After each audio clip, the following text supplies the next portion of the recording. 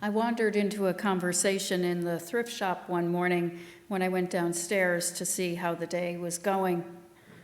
A conversation about antiques and the things we have ended up with from our elder relatives now passed, about what we would do with those, who might want them. Would a son or a daughter feel drawn to holding the memory, even know what that story was, what meaning they had? I thought about my parents' antique storage bench that converts to a table, which my daughter wants someday. About the cross-stitch embroidery samplers that my mother crafted that now hang on my walls. About my great-aunt's watch and my great-grandmother's wedding band. About Chuck's collection of chainsaws resurrected from family garages. He is a forester after all. They speak to me of another era, of the colonial flair that was handed down to me and still graces my home in some way, shape, or form. Speak of handiwork that captures family history, but of the care and precision that goes into meaningful creativity, of the inheritance of what translated into a love for fiber arts and color. Speak of a timelessness and a time standing still in the treasured possessions of loved ones. Speak of work and purpose. Speak to me of legacy. Bruce T. Marshall, in the book we studied together a couple of years ago, In Later Years, says that legacy is what we hand down to those who follow us in the next generations, that we want to leave something lasting when we are gone.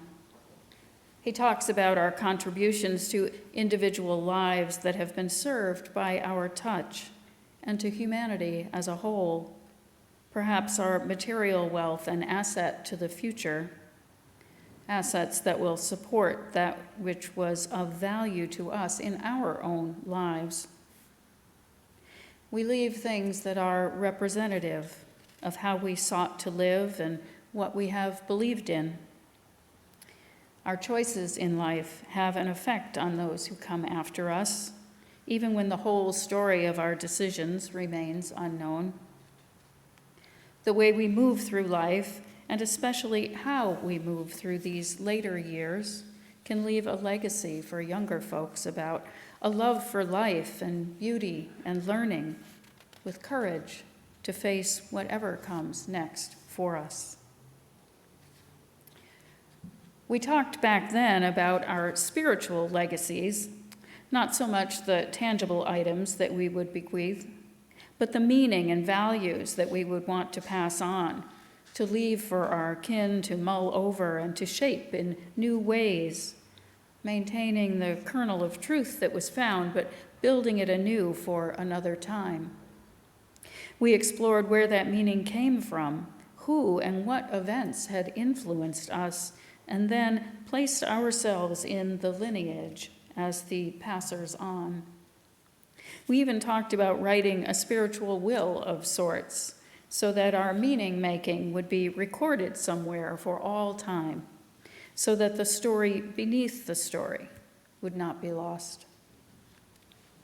The concept of legacy comes to me as a two-part question. There is what we receive and what we pass on. It creates a continuous cycle. Like Gretchen Sentry says in her poem we shared in our meditation this morning, we practice a dance.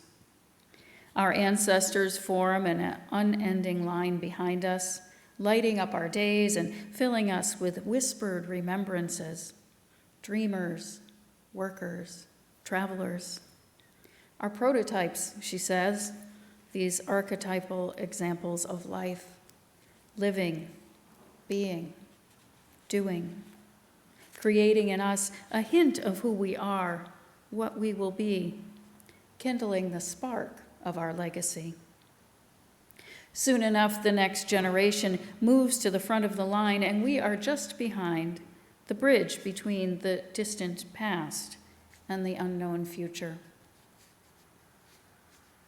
In these moments, we are blessed with opportunity to take the history, some of it glorious and some of it downright hard, all of it sacred, though, and to mold it through our own life decisions, what we learn and as we grow in understanding, so that what we pass on is shaped, bears our mark, carries a seed of what was, but becomes hybridized. It is an awesome responsibility when we think about it. This ability to gather up and stir about and pour out. All of it will carry meaning. What we want that to look like is a choice. We are receiving legacies all the time in our families, here in our religious home, the wider community, our nation, and the world.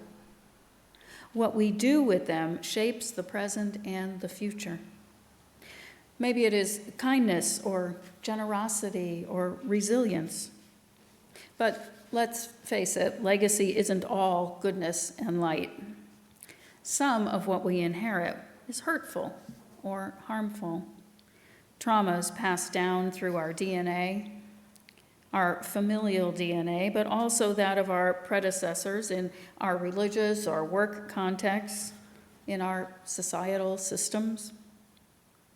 Wherever it comes from, it rests in our bodies and spirits until we unearth it, reshape it, and choose an alternate path to a thriving existence for ourselves and our progeny. The legacy we leave can be a much healthier one than what we began with. Leslie Takahashi talks about immortality, the way we live on beyond our physical existence. What she is talking about is legacy, about how those who have gone before us remain alive with us, and also about how we will be remembered. What we receive is woven into the fabric of our lives. What we teach and love and share matters. Our hopes and strengths instilled within our hearts are ours to care for and to share. We are accompanied by words and wisdom, joys and concerns. They are beacons for us, and we are collectors of that light, beckoning others onward. As Unitarian Universalists, we carry the legacy left to us by our religious forebears. We are free in our thinking to seek out truths. We hold as sacred each life, human or otherwise. We are bound together by community. Here at the Meeting House, we care deeply for one another and for our world. We nurture inclusion, seek justice and equity, encourage free minds and spirits. This is our legacy, what we have received from our tradition and what we have shaped for the future.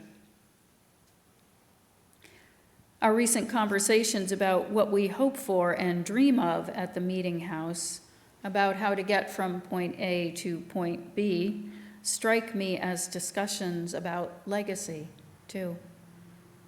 Are we not talking about what we have and have learned and what we will leave? Whatever our next iteration is, will surely bear witness to who we have been and how we want to shape the future.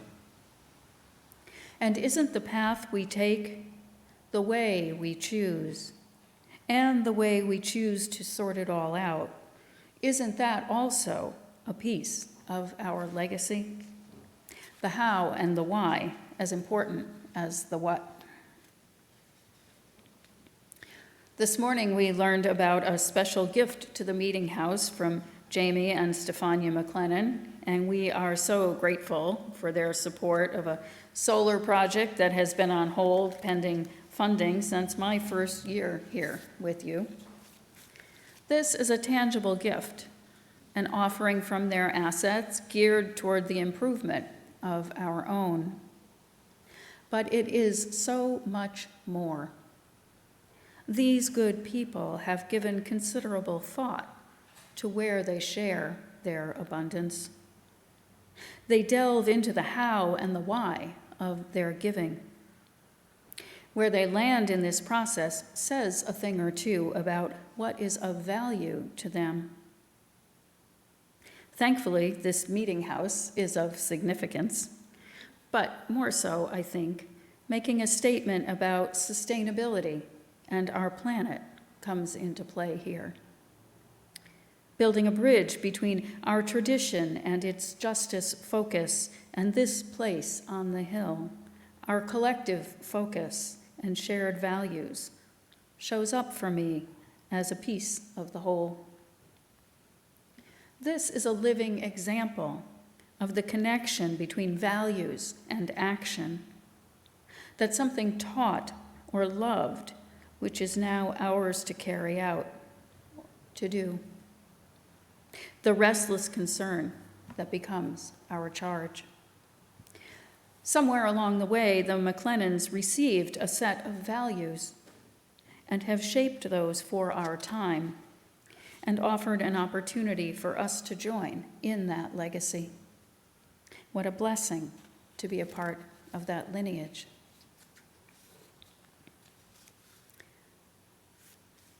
I will admit that this sermon today was prompted by a request from the Endowment Board last summer, which asked that I highlight some of their efforts. And I said then that I'd be willing to talk about legacy, about how we remember and are remembered, and how that is connected to the meeting house. When people make a gift to the endowment fund here, they are contributing to the future of this place, making a way for support to be available for how we show up beyond what is captured in the normal day-to-day expenses of our existence. And when people choose to give to our endowment fund, they are indeed saying something about the value of this place in their lives and a belief in its value for many years to come. It speaks to a commitment to this tradition and its importance in shaping our world.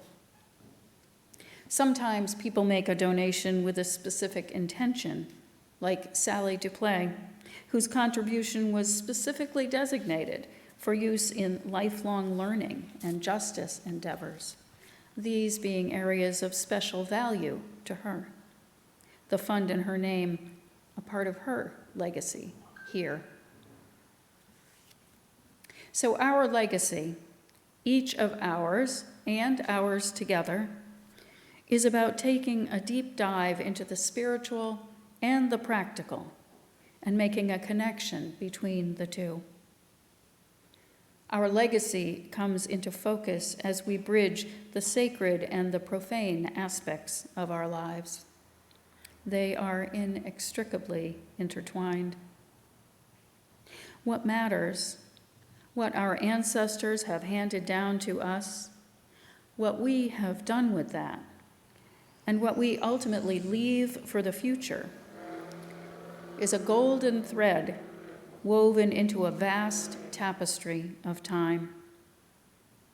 Be it subtle or bold and bright, may we take some time to notice and to move with it, to find in it its meaning for us, our legacy. Blessed be.